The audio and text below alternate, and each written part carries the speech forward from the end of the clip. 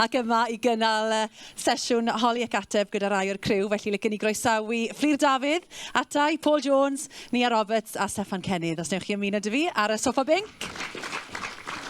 A gobeithio bod chi gyd wedi mwynhau am agoriad, am ddechreuad. A mae'n wych, fel oedd Sian yn sôn, bod ni yma yn yr egin heno. Yma yn Sir Gyfyrddin, achos dyna le mae'r ail gyfres wedi i lleoli. Felly mae'n gret bod chi wedi dod i'r gorllewin gwyllt, wedi gadael y brif ddinas. A dyma ni yw lleoliad yr ail gyfres. Felly mae gymaint wedi newid ers y gyfres gyntaf. Mae hynny'n amlwg, felly'r lleoliad falle yw'r prif beth. Ond beth amdani de? Beth allwn ni ddisgwyl gyda'r gyfres yma, Fflur? Wel, o'n i di anghofio mewn ffordd, nes bod fi yn gwylio hi, pa mor wahanol yw'r gyfres o ran teimlad, o ran naws, o ran stori, o ran arddull. Felly, ni wedi cymryd tipyn o risg, dwi'n meddwl, o fynd â hon i gyfeiriad mor wahanol. Ond y pethau creiddiol sydd wedi aros yw'r dirgelion ma sydd rownd y gwrthrychau a rownd yr hanes, a trio dod â hanes reit hynafol, a pethau fel air Cymru. Ni'n sôn lot am y pellau glo yng Nghymru, ond falle ddim am y mwyn gloddiau air. Felly, o'n i'n meddwl bydde fe'n wych i gael rhyw destun fel yna, air Cymru, sydd yn rhywbeth reit ddisglair a chyffroes, a dod â hwnna mewn i stori gyfoes, a hefyd stori gari. A fi'n meddwl un o'r pethau mwyaf diddorol am y gyfres yma yw sut mae perthynas Caleb a Dela yn datblygu, a sut maen nhw'n ymateb i'r heriau sy'n cael eu taflu atyn nhw. Achos wrth gwrs, oedd y gyfres gyntaf i gyd yn cylchdroi o gwmpas yr dirgelwch, yr affair, a hwnna oedd yn gyrru'r momentum y stori. A nawr mae'r berthynas yn gyfan gwbl agored, felly sut ti'n cadw dirgelwch yn sut ti'n cadw diddordeb gynulleidfa. Fi'n gobeithio bydd y diddordeb yn dod o sut mae'r berthynas na'n esblygu a newid, a perthynas nhw gyda'r bobl eraill yn y cast hefyd. Mae'r naws art crime, y Welsh noir yma, mae'n rhywiol, mae'n hudol ar adegau. Oedd hynny'n fwriad, Paul, o'r dechrau wrth bod hi'n datblygu? Mae'n fwriad, a ti'n ôl falle gam yn ôl, achos dys i lawr ni 10 mlynedd yn ôl i weld sioe tir Sir Gar. A mi'n cofio cael yng ngollwng nghanol Cyfyrddin, a wedyn oedd bus yn mynd i lawr i'r lle bach di nod yma, sef Amgueddfa Abergwyliau. Fi'n cofio'r noson hynny, mae rown y stafelloedd yma gyd. Falle bod rhaid chi'n cofio'r cynhyrchiad 10 mlynedd yn ôl. A mi'n cofio bryd hynny, oedd y stafelloedd yn Amgueddfa yma'n gyfareddol. Oedd yn gapel bach yna, oedd yna eglwys bach yna, oedd yna gymuned o actorion, oedd yn portreadu pobl cefn gwlad Cymru yn mynd trwy orthrwm. A mi'n cofio'r bryd hynny, mae'n yffach chi, byddai'n gyfle da i wneud drama. A o'n i'n nabod Fflur bryd hynny, o'n i'n gwrdd yn agwn i Fflur. Hanner cant o sgriptau ddiweddarach, ni wedi hen gwrdd. A felly, ar ail gyfres, o'n i eisiau gadael Caerdydd, plus oedd ni wedi colli job basically yng Nghaerdydd. O'n i'n ffansio mynd ôl i Gyfyrddin, a gan Fflur yn dod o'r sir hefyd. Oedd yn briodas fendigedig. Felly, nath y lleoliad yn cyfareddu ni cyn bod ni'n penderfynu dod ôl i Gyfyrddin. West is best, felly, ie? Nia a Steffan, nathoch chi'ch perthynas chi, wel, Dela a Caleb adael ni yn flaenau'n sedd yn ystod y gyfres gyntaf. Mae'n amlwg bod y honeymoon period dal yn parhau o'r bennod gyntaf na, yn amlwg o'r ail gyfres. Ond ie, beth allan ni ddisgwyl nawr te gyda'r ail gyfres, a'r heinau gwahanol na sy'n mynd i falle i ddatgloi yn ystod cyfres rhif 2, Nia? Wel, ydy hwnna'n gweithio? Ydy. O, brech chi wylio. Yn amlwg, maen nhw'n hapus iawn ar hyn o bryd, ond fydde ddim yn ddrama, so pethau ddim yn mynd yn wrong. Felly, a wrth gwrs, mae Caleb yn hanner oedran Dela, ac yn ein cymdeithas ni, mae pobl yn beirniadu hynny.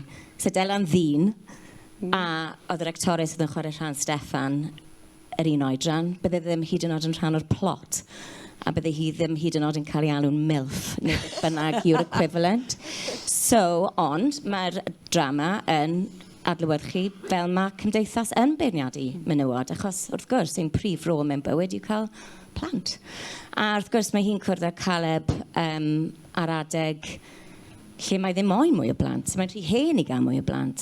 A mae Caleb eisiau plant, mae hwnna'n broblem sydd yn codi iddyn nhw, ond maen nhw yn goroesi hynny, achos fi'n credu bod y cariad rhwng nhw yn ddiffyant, mae fe'n gwir gariad, a maen nhw yn goroesi. Mae yna 6 penod wrth gwrs, felly mae rhywbeth yn digwydd ym mhob penod sy'n bygwth y perthynas. Ond, wel, gewch chi weld, fi'n credu erbyn y diwedd, mae dyfodol iddyn nhw. Na fe'n amlwg wrth y benod gyntaf, ni'n sylweddoli bod na densiwn, bod na heriau. Steffan, fel y toy boy, fel o ti'n gael dy alw. Eto, milf, toy boy. Fi jyst yn gweud beth yn cael ei weid yn y ddrama. Fel y toy boy, dy Steffan. Ie, beth amdani, beth am yr heriau fel cymeriad o ti'n teimlo wrth bortreadu y crwtyn ifanc ma oedd yn denu Dela? Oedd e'n rili ddiddorol, achos oedd e fel chwarae cymeriad, oedd e fel creu cymeriad i'r gwrthwyneb. Fel arfer bydde ti'n creu cymeriad a wedyn mae heine yn dod mewn a ti'n ymateb iddyn nhw fel actor. Ond oherwydd fel nath Fflur y Paul seto Caleb lan yn y gyfres gyntaf, o ti'n mynabod Caleb heb yr cwmwl di mawr enw Fioled yn controlo fe a yn ei benne trwy'r amser.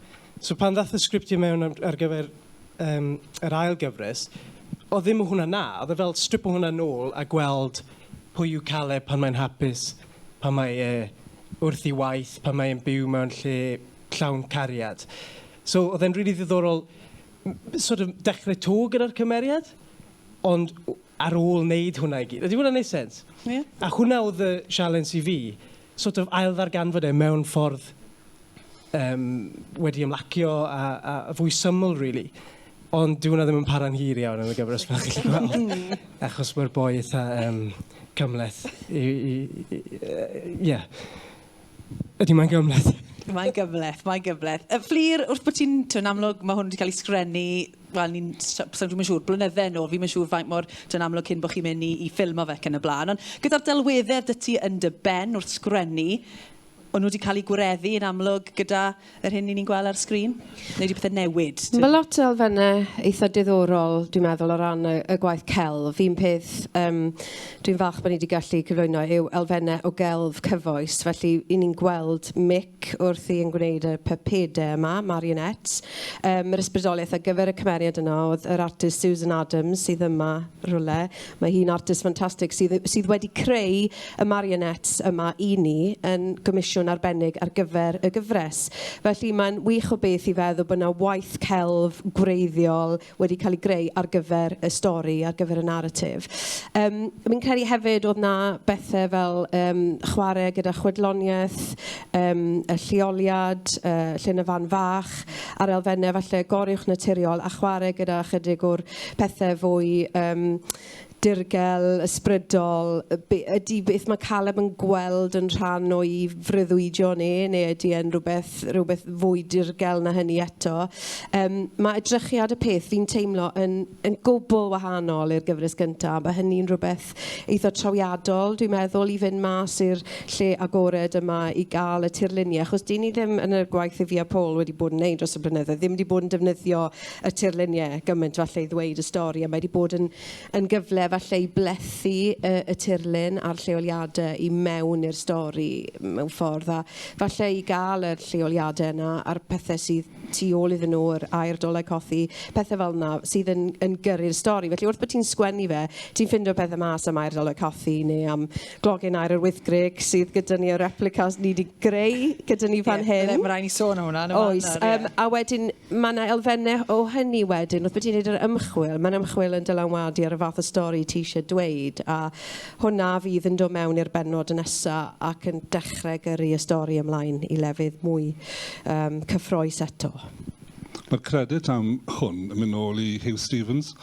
O'n i'n edrych, fi'n cofio pan ni'n gwneud penod un, o'n i'n stuck y ddau hon, o'n i'n edrych am y gwrthrych mawr mae'n ffindo, o'n i'n gwybod am air dolau cothi, o'n i'n gwybod am olwyn tyranus, ond o'n i'n stryglan i feddwl am y gwrthrych mawr. A o'n i'n gwybod am fodolaeth hwn, nes edrych ar gyfres nath i BBC ar celf Cymraeg.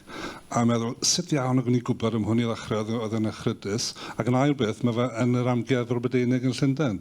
A mae hwn yn replica, hwn i'n greiddio gyda. Na, mae hwn yn replica, mae hwn yn un darn o air. A oedd e 2,000 o flynyddoedd cyn Crist. A unwaith welon ni hwnna. Wel, oedd lot o straeon newyddion wedi dechrau dod mas am y clogyn air. A o'n i wedi bod yn gweithio gyda Sarah Hughes, yr hanesydd, nath gyflwyno waliau'n siarad, a dechreuodd hi sôn am Air Cymru a clogin ar y wythgref fel rhywbeth falle doedd ddim wedi bod digon yn ymwybyddiaeth y cyhoedd, bod hi ddim yn meddwl am ein air ni yn hunain, am ein cyfoeth ni yn hunain, a beth sydd wedi cael ei ddwyn oddi wrtho ni, a mae'r thema o repatriation ac yn y blaen o beth sydd angen mynd nôl i wledydd yn rhywbeth sydd wedi bod yn gyfoes iawn. Mae straeon am y clogin air wedi bod Lenny yn y newyddion, Andrew Green yn galw arno nhw i ddod nôl ar clogin air i Gymru. Felly ni'n teimlo'n eitha balch bod ni wedi gallu creu stori gyfan o gwmpas e. A beth oedd y math yn hyn, gyda ni ddim help o gwbl gan Amgueddfa Brydeinig i'r gwrthwyneb, achos achos fel arfer mae dyn nhw gopïau o bob gwrthrych sydd gyda nhw. A o'n i'n gwybod bod dyn nhw gopïau 3D, o'n nhw pallu gadael ni gael copïau 3D, o'n nhw pallu gadael ni dynnu lluniau ohono fe. Felly gofyn ni fynd ar ei gwefan nhw hunain a creu hwn. A wedyn ffinno ni bod gyda nhw replicas eu hunain beth bynnag sy'n mynd rownd o wlad. Felly gorau po gyntaf ddew allan o'r Amgueddfa Brydeinig y gorau. A mi gobeithio bydd hwn yn rhan o hypergyfres, achos ni eisiau yn gobeithio bydd y wasg yn pigo lan ar hwn, a bod hwn yn stori fawr i ni yn y gyfres. A llaim sôn chi lle mae hwn yn land o lan, ond mae hwn yn greu'r tan diwedd y gyfres. A mae'n greu bod ni wedi medru gwneud rhywbeth mor gyfoes mewn ffordd sydd yn berthnasol ar hyn o bryd. Oedd yna sôn yn dod e'r un adeg fod y Llywodraeth yn moyn mwy o gynnwys Prydeinig ar ein sianeli ni gyd. Wel, os chi'n moyn cynnwys Prydeinig, i ni'n mynd i sôn am y peth mae'r Amgueddfa Brydeinig wedi dwy'n oddi wrtho ni. Reit, ie. Ai, draffi, ie, go Fflur, Dafydd. Steffan Cennydd, wyt ti'n fachgen o Sir Gyfyrddin. Faint mor gyfarwydd wyt ti te ar Amgueddfa yn Abergwyli, a pa mor braf oedd hi cael bod nôl yn neud drama yn dy filltir sgwar di? Mae lot o atgofion dy fi am yr Amgueddfa. Fi'n cofio wneud menyn na mewn rhyw fath o weithdi pan o'n i'n 8 mlwydd oed. A pob tro es i nôl na gyda'n heili si ma, o'n i'n gofyn ble mae'r menyn. Wedi creu argraff yn amlwg. Dyw'r menyn ddim na. A wedyn canu yn yr Amgueddfa i godi arian neu rhywbeth. So fi'n rili gobeithio, falle ddim yn y benod na, ond erbyn diwedd y gyfres, mae'r Amgueddfa'n edrych fel lle mae pobl rili mynd i eisiau mynd iddo fe. Achos maen nhw wedi gwario loads o arian ar fe. Mae'n edrych yn ffantastig, a mae'r gerddi'n wych. Ond sneb fel sy'n nhw'n gwybod bod e na. Achos mae loads o bobl y Gyfyrddin, o'n i'n siarad gyda'n gweud, ni'n ffilm yn yr Amgueddfa, maen nhw'n mynd, pa Amgueddfa sy'n Gyfyrddin. Ond mae reit o'r step yn drws ni, a mae'n adeilad ffantastig. Fel chi'n gweld, mae'r tirwedd rownd mor brydferth. Fi jyst yn gobeithio bydd e'n creu cynnwrf a cael bobl i fynd na. Ie, ac wrth gwrs, chwedl Llyn y Fan Fach, fi newydd ddysgu am chwedl y Llyn y Fan Fach, gyda'n fab 9 mlwydd oed wrth wneud gwaith cartre yn yr ysgol. Felly fe mor gyfarwydd, yn amlwg, i ni'n sôn, i ni eisiau plant ni wybod mwy am ein hanes ni'r Cymru. Felly beth o ran, fe mor gyfarwydd y ti a hanes y ferch o'r Llyn? O'n i ddim, really. Un o'r pethau na mae pobl yn gweud chwedl Llyn y Fan, a ti'n mynd, ie, fi'n gwybod, yn iawn. A wedyn gobeithio bod nhw ddim yn gofyn cwestiwn i ti arno fe. Ni gyd i bod na. Ie, ond wedyn, yn dysgu mwy amdano fe, a gwybod bod meddygon myddfau yn gymaint o beth mawr i'r ardal leol, a bod nhw'n byw mor agos i ni. Oedd e'n ffantastig i ddysgu amdano hwnna, a fel ti'n gweud, mae eisiau i fwy o bobl i wybod amdano'r stori fe, os i ni ddim yn gwybod amdano fe, pa wbeth sydd i'r stori o roesi fe? Yn union. Ni a perthynas Dela a Caleb yn amlwg wedi newid, wedi datblygu. Siwt mae'r symud lleoliad wedi effeithio ar eu perthynas nhw? Wel, fi'n credu bod symud i'r wlad wedi bod yn byth da, falle, i Caleb, i ddechrau. Fi'n credu achos mae'n fachgen eitha bregus, yn feddwl i mae iechyd meddwl e'n eitha bregus. Fi'n credu bod symud o'r ddinas ac yn mynd i'r wlad. Mae'n darganfod y peirlysiau yma a'r llyfr ac yn dechrau, I don't know, ffindo ochr yna o gymeriad I suppose. Falle i Dela, mae'n ferch y ddinas, fi'n credu.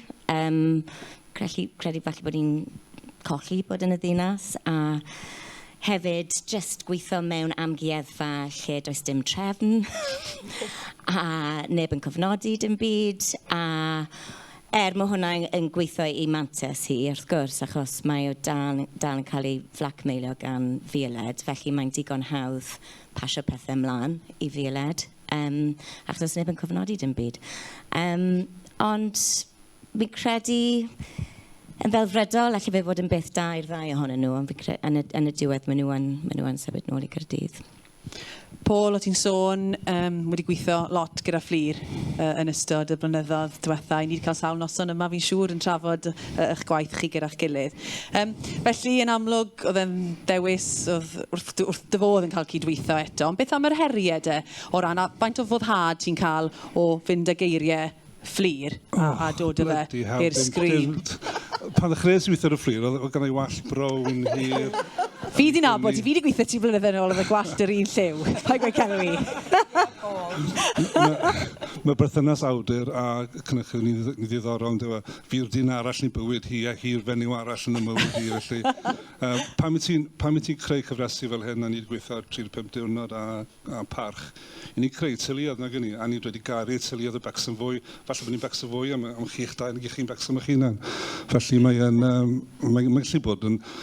Sa'n gwybod ni beth i cwmpa mas, na gynni, ni wedi falle bod yn swrth yn gilydd ambell waith. O, falle, ambell i alwad ffôn, falle. Na. Ond mae pob proses yn mynd trwydd yn cryfhau y gwaith yn dyfa. Ydy, am y tro cyntaf, Lenny, dylai sôn hefyd bod fi wedi cymryd awduron eraill mlaen i gydweithio fi ar benodau. Mae un yn o fan hyn, Elgan Rhys, lan fyna, a Llun o Sgerallt. Felly, wnaethon ni greu tîm bach i weithio ar y penodau yma. Just yn ffordd gwahanol i fi weithio a trio redeg fath o stafell sgwennu, sy'n rhywbeth fi ddim wedi wneud o'r blaen, achos o'n i yn sgwennu pob un penod fy hun o ddechrau penod gyntaf parch lan tan penod 50 o hwn. Be ni ddim yn neud hefyd, ni'n neud y stori ac cyflawn, ni'n gorffen un penod a meddwl be nawn ni nesaf i raddau. Ydyn, a wedyn mae fe'n cymryd bach o ymynedd a ffydd wrth dy gynhyrchydd, pan mae'n gofyn beth sy'n digwydd yn y benod nesaf, ti'n gweud, dim syniad o, ond byddai di penderfynu erbyn fori, a wedyn fel arfer mae'r stori yn dod. Fi'n credu gyda hwn, achos bod awduron eraill yn gweithio dyn ni, wedi gweithio mas fwy o syniad bras o'r plot nag o'n ni wedi gwneud gyda cyfresu cynt. A beth sydd wedi bod yn ddiddorol gyda rai fel 35 diwrnod yw bod ni'n lladd rhywun ar y dechrau, as da ni ddim unrhyw syniad pwy sydd wedi gwneud e. O'n ni'n gweithio hwnna mas wrth bod ni'n mynd. O gyda hwn, fi'n credu achos bod hwn gymaint yn fwy am y berthynas yma, a bod e'n greiddiol i wybod fath o sut mae'r stori'n symud a ble mae'r berthynas ma'n mynd i fenni lan. A ni wedi newid ein meddyliau ar hyd y gyfres a wedi trafod lot gyda Steffan a Nia, sydd wedi bod hefyd yn rhan o'r broses greu. Felly mae fe gyd wedi bod yn eitha rhyngweithiol rhwng pawb, fi'n credu. Fwy yn y gyfres yma, falle fi'n cybod ni a Steffan wedi dylanwadu lot ar stori, falle 2 benod ola, wedi pechnogi cymeriadau, falle na bod i cymeriadau well na ni dyn nhw. Gobeithio i ddiw fydd yn dda. Gobeithio, dim pwysau. Ond ie, Nia, sio beth oedd hwnna'n amlwg ti di wario gymaint o gymeriadau cofiadwy yn dy yrfa. Beth am Dela, beth am y broses o cael bod y cydweithio gyda Fflur a Paul? Gret, achos fi'n credu ar ôl wneud un cyfres, chi yn nabod eich cymeriadau yn dda iawn, a fi'n credu geithon ni sgriptiau bloc cyntaf i ddechrau, a wedyn geithon ni'r ail floc, a fi'n credu oedd fi a Steffan yn teimlo'n eitha gryf bod y stori ddim yn mynd falle'r ffordd o'n i'n gobeithio bydde fe'n mynd, just achos ni mor agos i'r cymeriadau, felly oedd y broses o siarad gyda'n gilydd fel tîm a trio penderfynu i ba gyfeiriad oedd y perthynas yn mynd, achos wel, yn y gobeithio bydd yn oce. Ie, mae'n beth braf fi'n credu pam ti'n teimlo bod actorion wedi perchnogi'r cymeriadau'r fath raddau, bod nhw moyn bod yn rhan o'r broses greadigol. A fi'n credu unwedig gyda sgriptiau yma, ni wedi sgwennu sawl drafft, a ni wedi trafod e lot, a ni wedi newid pethau ar ôl darlleniad, ni wedi bod yn newid pethau wrth olygu. Felly mae'n cael gofal reit fanol, a'r manylion bach yn cael gofal manol reit lan tan y diwedd, a bod ni gyd yn trafod na, i ni ddim just yn sgwennu, derbyn bod y drafft cyntaf yn ffain fel ma fe. Mae yna gymaint o heinau, gymaint o broses ni'n mynd trwyddo a sawl pas ar y sgript mewn ffordd. Felly pan ti'n cyrraedd y diwedd a mae'n neis pan mae'n cael ei ffilmio, ti'n gweld y pethau bach falle sydd wedi cael ei tynnu o'na a ti'n meddwl, gret, ti'n mynd gweld i colli nhw, ti'n bod, felly mae'n gweithio y broses. Ond siwr deimlad di wei ti, dwi'n amlwg dyfabu di mewn ffordd, yn dy fe, Fflur. Felly o ran cael ymateb, Sut dwi ti'n bersonol yn cymryd na, yn amlwg ti eisiau'r gorau, ond sut deimlad yw cael pan mae rhywun yn meddwl, o na, dim fel na, fi wedi gweld ond ti sydd wedi greu mewn ffordd, mae wedi dod o dy weledigaeth di. Mae'n ddiddorol gyda'r gyfres yma, achos fi'n credu oedd fi syniad really clir o'r dechrau o stori, yn ywedig pa fath o gymeriad oedd Caleb, a'i stori a'i hanes a lle oedd cyfres 1 yn mynd. Lle mae cyfres 2 wedi bod yn eitha anysgwyl i fi o ran lle mae'r stori wedi mynd. Fyddwn ni ddim wedi rhagweld, falle, pam o'n i'n creu penod 1, bod yn mynd y cyfeiriad yna. Wedyn, ti yn cael ymateb wedyn, o ran derbyn ymateb, fi'n credu bod fi'n derbyn pob math o safbwyntiau, croen, eliffant erbyn hyn, ti'n bod, o ran be, mae rai pobl licio fe, mae rai pobl ddim yn licio fe, ti'n bod, mae rai licio rai cymeriadau yn fwy neu gilydd, rai perfformiadau yn fwy neu gilydd, felly bydd yn ddifyr gyda'r gyfres yma, achos fi'n meddwl bydd e falle yn wahanol, bydd yna ymateb gwahanol falle i beth sydd wedi bod i'r gyfres gyntaf. Felly, beth allwn ni ddisgwyl nawr te? Beth allwch chi ddweithio ni i rei, falle sydd ddim wedi gwylio y gyfres gynta? Mynd ati, mae ar gael ar box set nawr yn amlwg y gyfres gynta. Binjo honna nawr, full pelt y fe, cyn bod yr ail gyfres yn dyfas ar gwyl San Steffan. Pa fath o siwrne allwn ni ddisgwyl gyda Dela te ni a? Wel, ti beth yn gwybod gyda Dela, ond...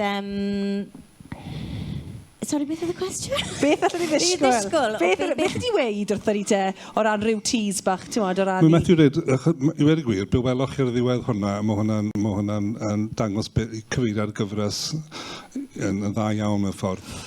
Felly, digon tywyll. Wel, mae'n cael ei blackmailio trwy'r gydol yr ail gyfres i gyd, a mae hwnna'n dylanwadu y ffordd mae hi'n behafio. Mae dal yr un characteristics gyda i o fam, mae'n anfamol, mae Mags wedi troi lan, mae Mags angen i helpu, ond mae ddim yn gallu rhoi y help i Mags, mae Mags angen, achos dwi ddim yn gwybod sut i'n neud e. A dwi dod i nabod cymeriad Siarad Morgan yn fwy, sef Elinor. Si yma heno, nos o dda, Siarad? Ddim wedi bod yn role model da iawn i fi fel mam. Ni'n deall yn fwy fi'n credu fel gynulleidfa pam mae Dela yn behafio fel ma hi, achos dwi ddim yn gwybod sut i fod yn fam. Ond hefyd mae Dela ddim yn ymddeheiro am y ffordd mae'n behafio. Mae ddim yn trio cyfiawnhau ei perthynas gyda Caleb i neb, achos pam ddyle hi. A fi mwynhau chwarae hi, achos mae'n behafio fel dyn. A mae'n gret cael wneud hwnna fel menyw canol oed ar y sgrin, achos fi'n credu bod hwnna yn beth newydd o hyd, a mae Fflur wedi creu lot o fenywod cryf, fi'n credu, yn y gyfres yma, sy'n mor refreshing, a i ni gyd, felly, ie. Ti'n nodio Fflur yn amlwg yn fwriad a mae'n wych i glywed ni a'n gweud na. Bendant, mae dy ti Dela a Elinor a mae fi Eled gyda ni hefyd, ond mae yna bedwerydd cymeriad. Dwi'n gwybod faint dylen ni sôn am yr elfen yma. O ran o'r elfen trosedd celf, mae yna yn amlwg awgrym bod yr awdurdodau yn mynd i ddod i chwilio amdanyn nhw, achos maen nhw'n gwybod bod yr Rembrandt yma yn rhywle. Mae yna gymeriad sy'n cael ei chwarae gan Sarah Gregory sydd yn dod mewn penod 3, a mae'r perfformiad yna yn wych iawn hefyd. Felly mae e'n rhyw fath o fenywod cryf, deallus, yn herio i gilydd. Mae'r stori yna wir yn datblygu, a mae'r dynion, mae rai fi weid yn eitha ymylol, ond yn creu rhyw fath o texture gwahanol i'r peth. Mae Ian Seinor yn ffantastig yn dweud fel heddwyn. Mae'r stori na mynd ni i lefydd annisgwyl hefyd. Y stori Mags wrth gwrs hefyd. Mae'r stori yna'n eitha dwfwn. Ni'n gwybod bod rhywbeth wedi digwydd gyda hi o ran yr egg donation yn penod yn y gyfres gynta. Felly mae fwy i ddod ar y stori yna hefyd. Felly mae'r cast yma heno hefyd. Felly fi'n falch iawn i weld nhw yma. Cerwch chi siarad gyda nhw wedyn a trio cael storis mas ohonyn nhw, beth sy'n digwydd. O dir gynulleidfa, os yna gwestiwn yn codi un panelwyr ni, lyca rhywun ofyn cwestiwn i'r actorion, neu i'r cynhyrchydd, Awdur? Perwch o'n Shea? Na, fi eisiau gofyn cwestiwn, chi'n dawel iawn. Falle o ran cwestiwn gyda fi te, fel Paul, yn dy farn di, beth yw'r foment neu'r digwyddiad sy'n sefyll mas fwyaf yn y gyfres ma nawr? Mi cymryd delwedd gyntaf, o'n i am i mewn i'r dŵr yna. mi'n cofio pan ni'n sôn wrth ni a beth o'n i'n goffod wneud misodd yn ôl, a'r paratoi nath i wneud ar ei gyfer e.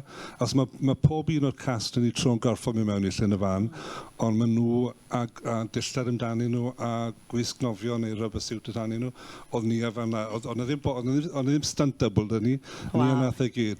Nath ddim cweit dal i anadl mor hir a 30 eiliad. Neu byddai ddim gyda ni nawr, ond na adael, os rhaid chi'n gyfarwydd y llyn y fan o gwbl? Os rhaid chi wedi bod i llyn y fan? Oeddech chi'n nabod y llyn yna, fel llyn y fan? Na, sy'n ni'n gweud. Mae'n debyg, wel, o'n i fod yn mynd i llyn y fan, ond mae bod dŵr Cymru mwy lletwyth i ddelio yna'r Amgueddfa genedlaethol. A mae rheolwr lliwliadau yn y canol, fi'n ei treulio 3 mis diog o caniatad i fynd i llyn y fan, a nhw'n gwrthod bob tro. A yn y diwedd, wnaethon ni weld pam maen nhw'n gwrthod, ond nhw wedi gwacau'r llyn am yr haf. Felly oedd dim dŵr na'n gwbl. Felly tasg Owen Dream bach oedd ffind o'r llyn tebyg i llyn y fan yng Nghymru, a mae'r llyn yn y lan yn y ffrin Conwy. So yn anffodus, dwi'n gyfres i gyd ddim yn dod o Sir Gar yn anffodus. Felly oedd yn dibyn o her i gael ni mewn i'r dŵr yna. A ni wedi addo wastad i'r cas, fydden ni wastad yn gwneud popeth fi'n gofyn i nhw'n wneud. A sydd ddim mewn i'r dŵr. Dim eto. Steffan, yr un cwestiwn i ti, beth yw'r olygfa neu digwyddiad falle sy'n sefyll mas i ti yn y gyfres yma heb ddatgelu gormod? Fi'n meddwl bod diwedd yr ail benod yn eitha bwysig i Caleb. Mae'n sort of switcho mewn i'r byd yma. Mae fe'n ymchwilio wedyn trwy gydol gweddill y gyfres. Mae'n mynd mewn mae'n wneud fwy gyda'r llyfr Coch Katrina a mwy o ryseitiau meddygon myddfai. Mae'n ymddiddori lot yn rhywun. A mae rhyw switch ar ddiwedd yr ail benod ble chi'n gweld i ben mynd i rywle sydd yn eitha, bregus a eitha danserus hefyd i perthynas Dela a Caleb, achos mae'n mynd mewn i bron realm gwahanol yn ei benne, a mae'n anodd cael ei nôl o'r foment yna. Fflur, mae'r un cwestiwn. Wel, dylen ni sôn am yr cyfarwyddwyr sydd gyda ni heno hefyd. Mae Rhys Powys, mae Rhys Carter a ein cyfarwyddwr ffotograffiaeth Paul Andrew, achos maen nhw'n gyfrifol am yr hedoliaeth yma o ran sut mae'r peth yn edrych, am naws y peth, am y perfformiadau ffantastig, am y cydweithio hapus gyda'r cast. Mae'n ni'n ddyledus iawn iddyn nhw, a mae'n ffordd maen nhw hefyd wedi ymroi i fynd at heinau gwahanol yn y sgript, a bod mor barod i drafod yr heinau yna gyda ni. Felly byddwn ni'n dweud, i fi yn bersonol, os oes yna un benod fyswn ni'n hoffi gweld eto ag eto, yr ail benod yw hi. Mewn ffordd, fi wastad yn neud hyn, mae penod 2 fel arfer y well na penod 1. Sa'n gwybod beth sy'n digwydd, ond mae yna bryd bwyd yn digwydd yn penod 2, lle mae'r holl gast yn dod at ei gilydd yn reit anusgwyl yn hyd Dela. A fi wastad yn joio sgwennu pryd o fwyd. A gweithio mas, be mae pawb yn mynd i weid, sut maen nhw'n mynd i darfu ar ei gilydd, sut maen nhw'n mynd i wneud ei gilydd yn grac. A mae hwnna'n un sydd yn aros yn y cof. Mae un Seinor yn ddoniol iawn yn hwnna'n trio delio gyda'r bobl ifanc a'r artist. Dwi ddim yn licio i waithau ac yn y blaen. Felly mae yna rhywbeth am biti sgwennu y cast i gyda'i gilydd yn bod yn hollol lletwyth ei gilydd. Pethau fel yna i fi'n mwynhau. Gallai cyn gloi hefyd, allai ymddiheuro i Paul cyn mynd yn cael gol o fi i'r diwedd. Dyw'r gyfres ddim o'r dywyll yna ar y teledu. Os oedd ambell i beth fyna, dwi fi ddim clem beth oedd yn digwydd. Ond mae fe dipyn mwy golau ar y teledu. A hefyd cyn gloi hefyd, neu ddiolch i S4C a Gwenllian arbennig sydd wedi dan y llawn i trwy gydol y gyfres yma wedi bod yn gomisiynydd gwych. Gwyn i gyn falch wrth gwrs i glywed bod yna gyfres arall. Oes na potensial te am cyfres rhif 3 heb weid gormod? Siw mae hon yn benni? Perswadiwch y ffrindiau a hos i'r gyfyrddin holl Cymru edrych arni. Wedyn o'n i ddechrau haslo S4C. Mae'n cael ei gadael mewn man lle bydde ti yn moyn gwybod mwy. Just i roi pwysau ychwanegol ar S4C. Mae nhw'n gwrando, mae nhw yma. Felly mae'r neges yn glir. Gwedwch wrth bawb i wylio, mwynhewch chi. Fydd i ar gael i wylio ar ddydd San Steffan yn dyfe. 9 o'r gloch. A wedyn bob penod. A wedyn mae ar gael, oedd fi'n gael i gyd wedyn ar clic hefyd, ar rai player. Felly os chi moyn binjo, joio'r gair. Felly dyna mae lot pobl yn gwylio erbyn hyn yn dyfe. Felly, wel diolch o galon i chi. Os unrhyw gwestiynau wedi codi nawr, wneud i chi gyd yn hapus a di clywed ac yn barod i fwynhau'r gyfres pan ddawi ar ôl Nadolig. Paul, Steffan, Fflur a Nia, diolch o galon i chi am adael i fi eich holi chi ac a gwybod mwy am yr ins and outs o greu Amgueddfa 2. A diolch o galon i chi am ddod yma heno i fwynhau. Oedd y myldwain a'r mince pies na'n lyflu wedi'n cynnesu ni gyd, ond dwi'n meddwl bod ni gyd wedi'n cyffroi nawr ac yn barod i fwynhau yr Amgueddfa ar S4C. Diolch o galon, siwrna saff a diogel nôl i chi a Nadolig llawen iawn i chi.